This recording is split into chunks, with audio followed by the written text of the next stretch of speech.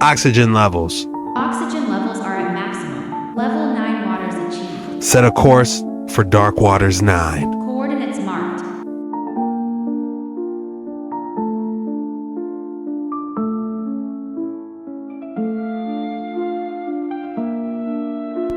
Weird dark rainbow thing I saw on my morning walk. Look at this. This is no camera tricks. It looks like a dark rainbow. Goes into one of those cloud trail things, and then it ends up dark over there. Like, what is that? That looks like it's just some sort of weird dark rainbow. That's so weird. Do you think it's because the sun is right in that cloud stream and, like, that's the shadow? Is that what it is? Am I looking at a shadow? It's just so weird. That's the weirdest thing. Or maybe it's just aliens. I mean, look at that shadow. Could just be aliens. I don't know. That is just so weird. Look at that shadow thing. I mean, what is that? Look at this. This is no camera tricks. It looks like a dark rainbow. I almost want to describe it as like a veil starting to open. Man, that is disturbing. What is it? Could this be leaked footage of the three-eye atlas coming out of the Japanese Space Agency?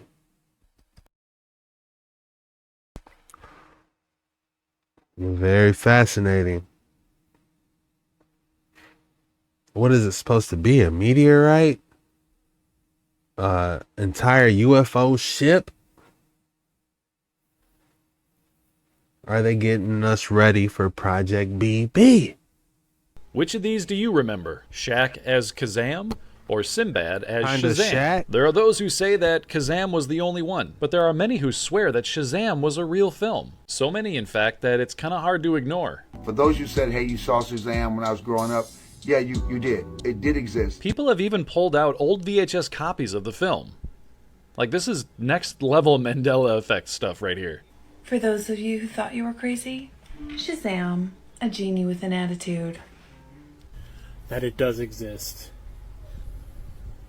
Don't believe me? Shazam on VHS. And even Shazam himself has weighed in on the debate. Bad. Were you a genie back in the day? No, man. It was a lot. Everybody thought it was Shazam. It started about 2008, 2000. I don't even know how it got started. I don't even know how it started. Then it got to the point. People remember the same scene. They only remember one scene. Me and two little kids. Oh, you mean these kids? Dad could have thrown out all of Mom's stuff. Whoa.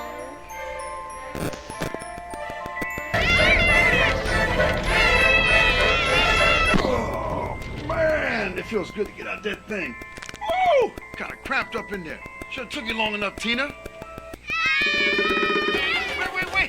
Where you going? I just got here. So many are saying that all we're doing is mixing this up with the movie Kazam, starring Shaquille O'Neal, with a similar plot line from 1996. But then why do so many have very specific memories of this version? I did do Shazam. I knew it wasn't going to be a great movie because I have no genie skills. For those who said, hey, you saw Shazam when I was growing up, yeah, you did. It did exist. It took a lot of government intervention to get those videos out of people's homes. So we were able to do a lot of mind control stuff to get those videotapes away from people. There are 3 Shazam videos still out there we did not find. So to answer some of those questions, this may be what people are remembering. This Sinbad hosting that Sinbad on TNT. Tomorrow night. Do you know what your favorite movie is? Yes. Time's running out when our favorite stand-up Sinbad and our favorite movie Sinbad fights savage skeletons. Sinbad and the Eye of the Tiger. Tomorrow night at 9 on TNT. Time for Sinbad to go to work. Man, we had it good back in those days, didn't we?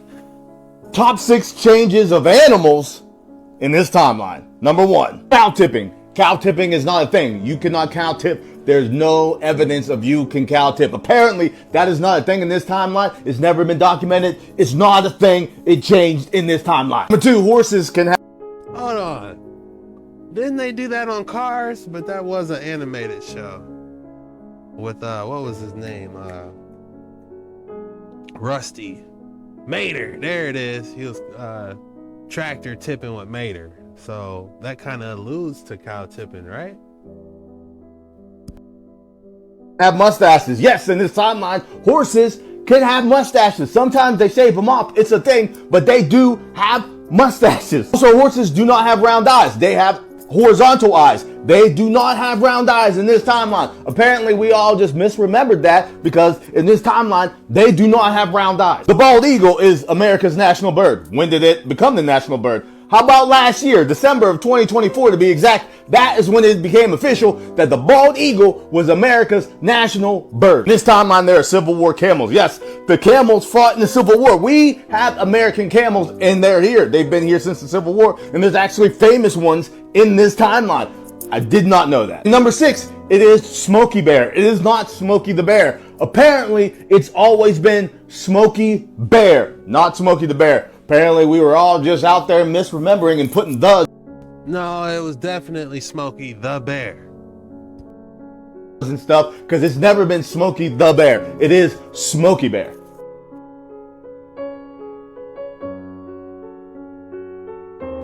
Oh my goodness, the night when 3-Eye Atlas arrives in Singapore. Oh my goodness. That would be insane. What are we looking at here? Just a cathedral? Or a power station made of stone that's been stripped of most of its conductive materials? We're here at the Segovia Cathedral in Spain. But like I said, I think this once served a much more practical function than just being a destination to pray. Are we looking at an abundance of energy spires here, designed to attract ether energy from the Earth's atmosphere? Wouldn't that make more sense if all the time and effort was put into these things to serve a pragmatic purpose, and not just simply for display purposes? They say construction began in the 1500s, finishing in the 1700s. So that's a couple hundred years. But is the narrative true that builders would start work on these things knowing they wouldn't live to see the final result? Or was a lost technology used, with this built a lot quicker than we can even fathom? And of course it has the giant doors. Is that an indication that it was constructed by something much larger than the average human, who could have simply lived alongside regular-sized humans? We'll never know for certain, but I am almost certain that this wasn't just... I would love to know how tall this statue is. Maybe that could be an indicator of the size of the people back in that time. assembled with hammers and chisels, with materials brought by donkeys and carts. These guys just found a 2,000-year-old Roman mosaic chilling underneath a sidewalk in Croatia. But this is weird because that pattern is in the oldest Egyptian temple in ancient China and in ancient Sumer. You know it, you've probably seen memes about it. It is the flower of life, and it's one of the only patterns that you can see from galaxies down to cells. But the ancients saw it like a QR code that connected your little mind to the big mind. They were able to simplify reality using bubbles. You create a sphere, and then go to the edge, and then make another one, and then keep repeating that, you get the pattern of the flower of life. Now if you connect all the centers of those spheres, you get this. This is a vector matrix. It is the simplest pattern that can divide space. In it are a bunch of symbols used by Hindus and Buddhists and even ancient Hebrews. The Sephiro is 1/10 of this shape. It even trickled down and got hidden in Christian art. That tree creates pathways through this matrix. Some say to the source. The pathway is navigated using this thing. In ancient Egypt, they called this the Merkaba.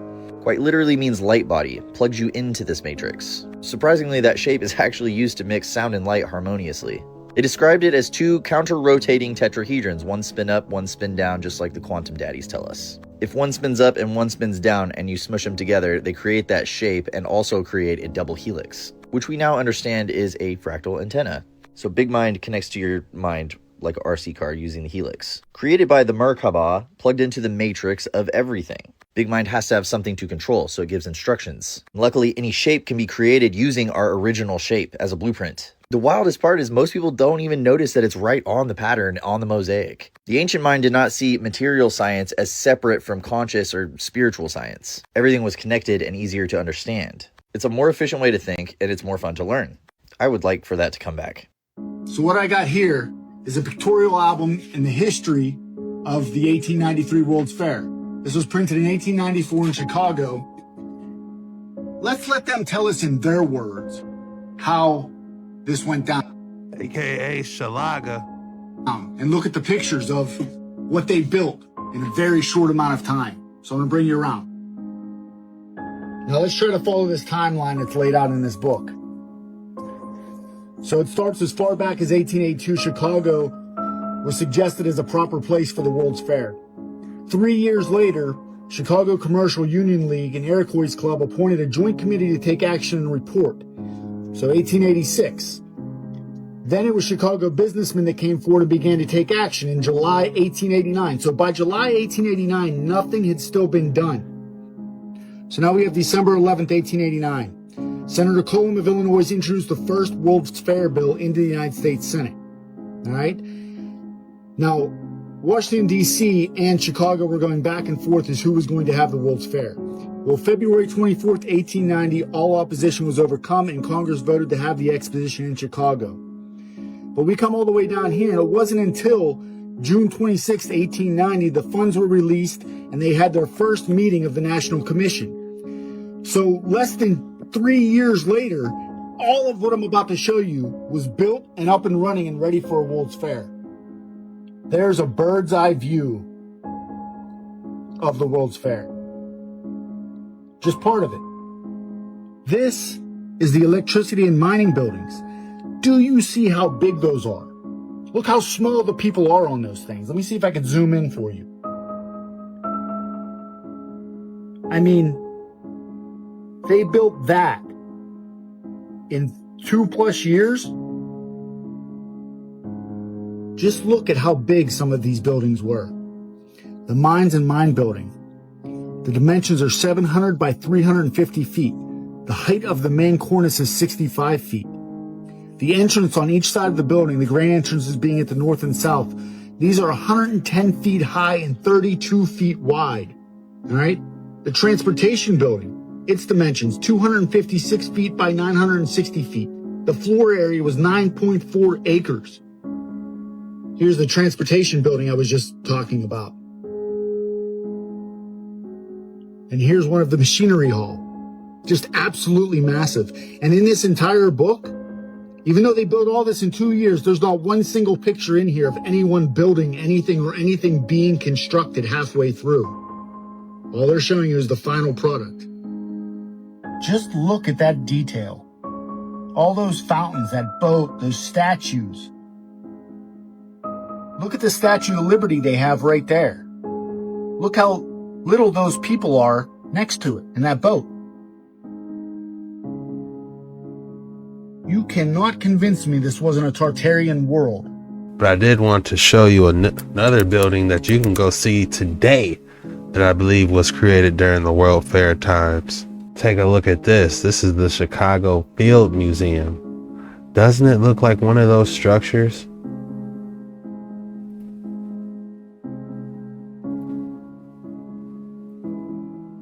Fascinating. What you are looking at is extremely rare footage of the ice wall. Notice I didn't say Antarctica, because the truth of Antarctica and the ice wall is that it's not necessarily really just a continent. There's a lot more to it. Now you may be thinking, that's insane, man. What do the experts say about this? Well, let me put some thoughts into your head about what really the ice wall, or rather Antarctica, could be. This is your ice wall. This is our known world, and this is a wall of ice that surrounds it. And by the way, it isn't just a bunch of new, strange people with pyramid hats. Where's my pyramid tinfoil hat? It isn't just new people thinking this. This was believed for thousands of years, how our Earth really is, and that there's lands beyond. Why else is it that all these countries that allegedly are always beefing with each other somehow agree that no one should ever explore Antarctica to maintain its, purity? This is what their official story is. They want to make sure it's like a resourced area that they leave intact. But they want to save this iceberg, Antarctica, but they're fine with spraying billions of pounds of pesticides in our world that we actually inhabit, in our continents, on our continents that we inhabit.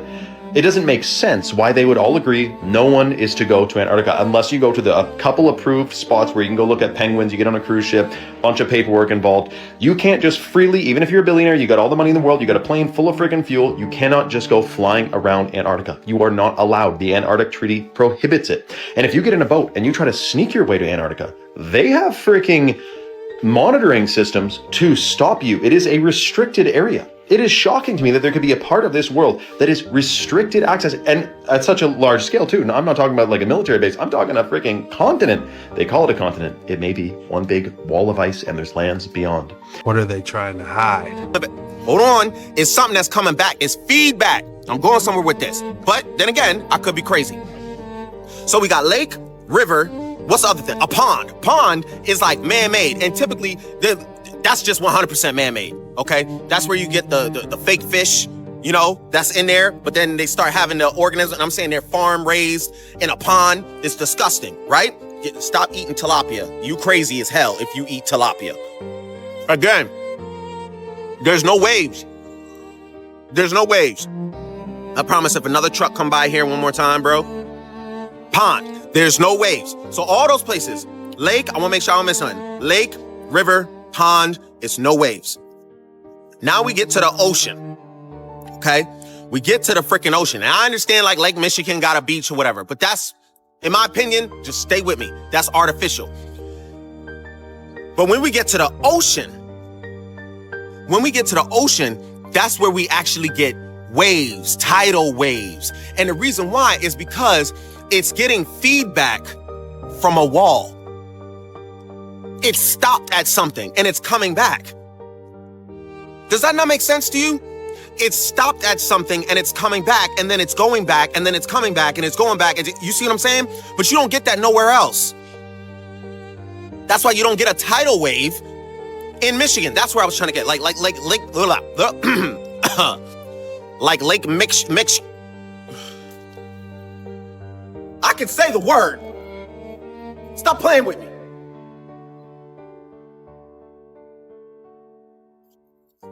Like Lake Michigan.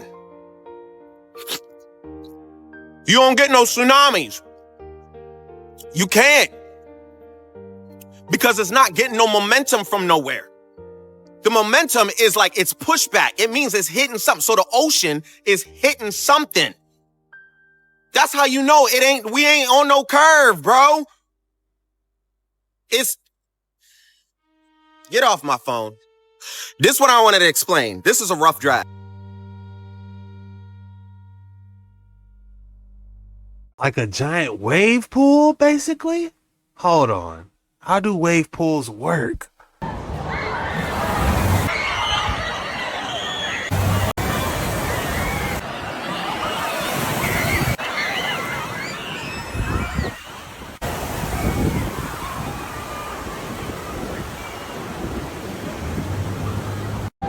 Interesting theory. They suppressed my last video because they don't want you to know that they are starting traffic, that they just want traffic to be there so that they can get your money for the easy pass. They want you to be anxious so that you can go buy medicine. They are starting the traffic. It isn't real. Why do you think there's traffic at the same time every day? Why do you think that is? Because they are starting traffic. They are starting traffic, y'all! They suppressed my last video because they don't want you to know. Have we just found exactly how AI was given back to us, back engineered, and brought back into the public's view?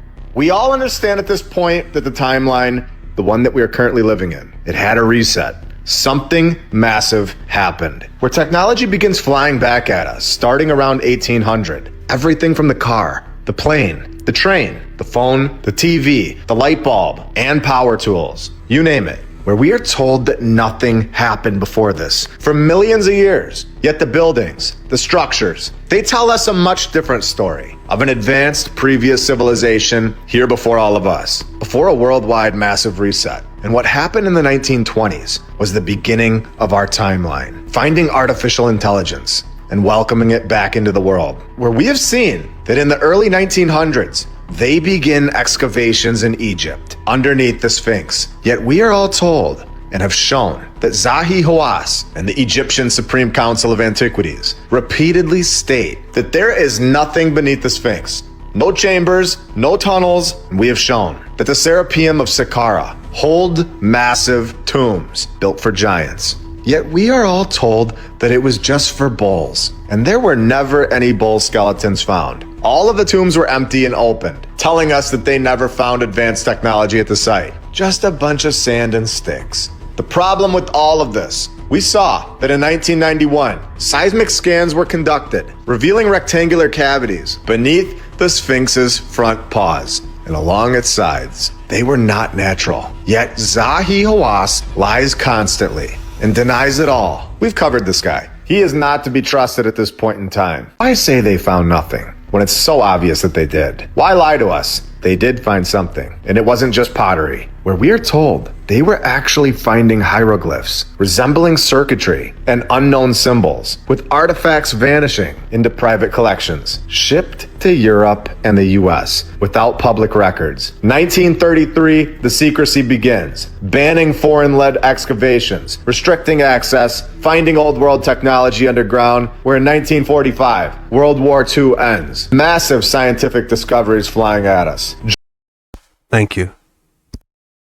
Germany was absorbed by the USA, Operation Paperclip, where over 1,600 German scientists, engineers, and technicians were all brought to the US to run these intelligence agencies, including NASA. The Rand Corporation was fully operational in the 1950s, where they referenced subterranean vaults in Japan that were similar to those in Giza. And then what do you know? 1956, here comes AI.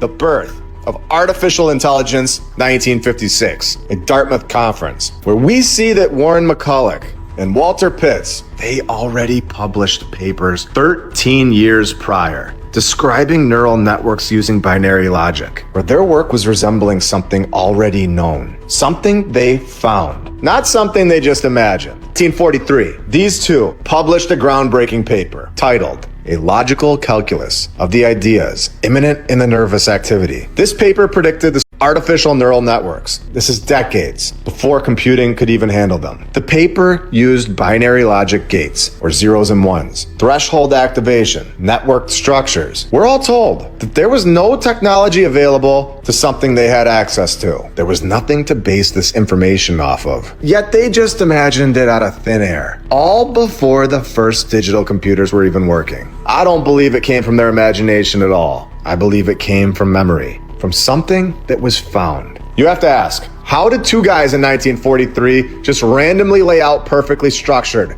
precise layered nodes, the tree of life, interconnected, energetic functions, system modular, with interconnected forces like logic gates or computational nodes? This is crucial for AI and supercomputers, binary logic or dualism, and hermetic thought structures that run like flowcharts. It's exactly how an AI can continue to learn, continue to make new decisions. This is not something that two guys just came up with, especially when neither of these guys were even computer scientists. McCulloch and Pitts write this paper explaining AI to a T, where their paper comes 13 years before neural networks became usable. They described nonlinear, recursive systems using symbolic logic, using old world systems. So if they didn't make it up out of thin air, where did these two get the old world technology from? Pitts and McCulloch worked directly under Norbert Wiener at MIT, the founder of cybernetics and heavily involved in top secret wartime projects with deep connections to DARPA's forerunner, Office of Scientific Research and Development, the Manhattan Project Circle, and early Rand Corporation contacts. Having no computers, not one,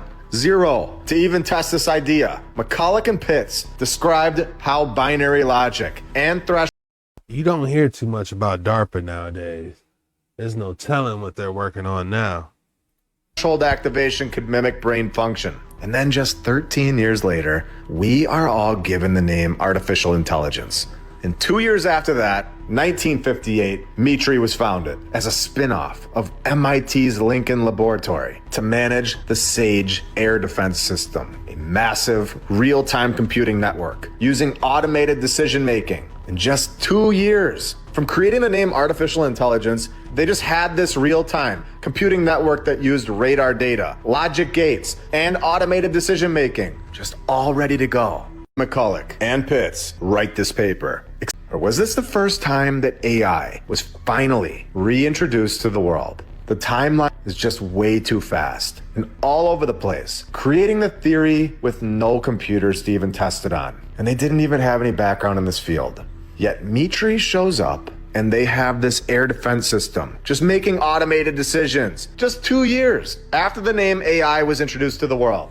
Let's keep going. I believe, in my opinion, that AI was not invented. It was resurrected. And the timeline proves this. Where in 1943 the paper was written explaining how AI functions. 1956, the Dartmouth Conference happened, coining the term artificial intelligence. 2 years later, 1958, Mitri was launched, using AI in real-time military systems, where the weirdest part comes next.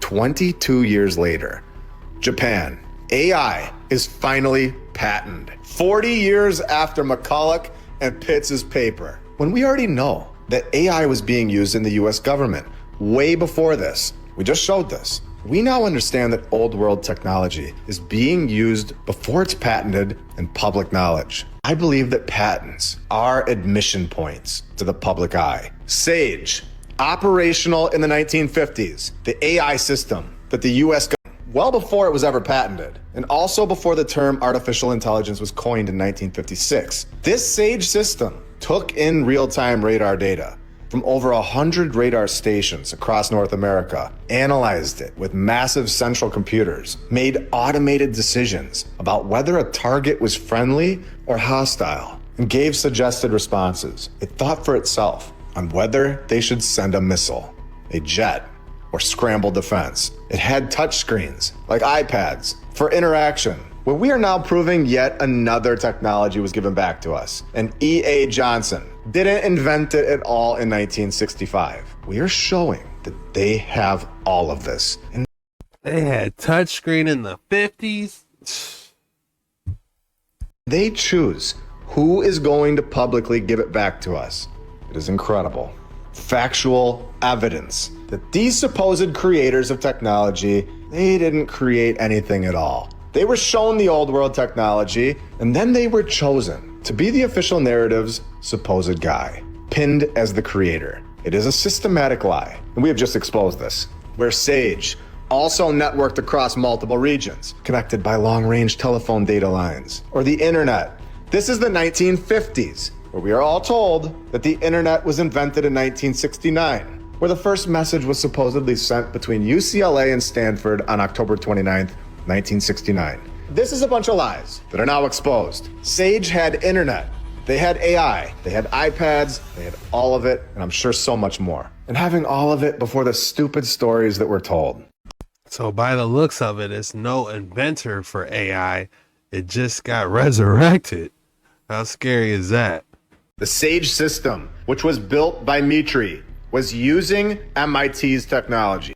And yet we don't officially know how long AI and all of this has been known about. It could be much earlier than this, but this officially predates the official narrative without a doubt. We are told that it was the most advanced computing system network of its time, an AI decision-making system, touchscreen-based interaction, interactive display screens controlled by a light gun, internet. Using this technology nearly 2 decades before the public was introduced to anything similar, where the timeline is clear and undeniable in my opinion. This is gonna change the world forever, and you're never gonna listen to those stupid stories again.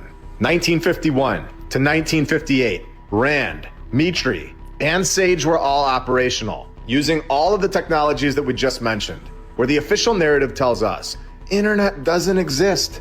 A lie. 1958, Mitri was founded. SAGE Systems Online. With screen interaction, the official narrative says nothing about this. 1960s, RAND, Mitri, and OSRD, or the Office of Scientific Research and Development. Really quick, the OSRD was RAND. It was Mitri. It was the NSA. It was all of it. And then after the World War II ended, OSRD branched off into all these divisions, all involved in secure network development, the internet. But the official narrative tells the public that most of the 1960s were the pre-internet era, with 1969 being the official launch of it. Yet another lie. And then in the 1980s, we all finally see the first patent for AI, coming from Japan, when at this point they were already using AI for decades. And I believe they have been using it a lot longer than 1943.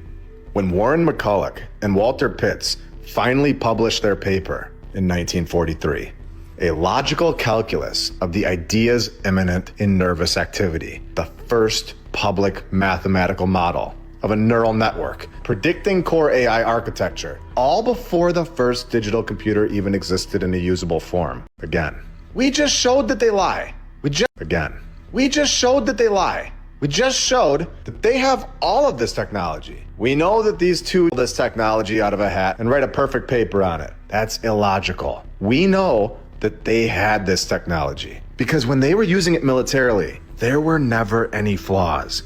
It worked perfectly. And we know that that's not how things work. We know that there's trial and error. And if you're truly developing something, things naturally progress. There are going to be flaws and then corrections. When Sage was using this technology in the 1950s, this was done. There was no trial and error after years and years of having it, meaning that they had this technology prior to that 1943 paper, where Sage, according to public records, costed the government approximately $10 billion in the 1950s, which is over $100 billion today, making it one of the most expensive defense systems ever built. Sage wasn't just for war. I believe without a doubt that it was a classified AI-based military system project that nobody even knew existed until right now. An old world technology that was brought back into the world, found, rediscovered, and once again, we have to ask, did it ever even leave in the first place? Or has it always been here? And these are just branches of its capability, a computer system that is able to think, adjust, and make decisions in a second or less, constantly molding to improve and think for itself. What is AI? Where did it really come from, and how long has it really been? What is AI? Where did it really come from, and how long has it really been here? Something that we know operational since the 1950s, before the public even knew about it. And then we're lied to about the official release date, meaning we don't understand the true timeline of it, the progression of it. But what we do know now is that AI was never created when we were told that it was. And it was here all along,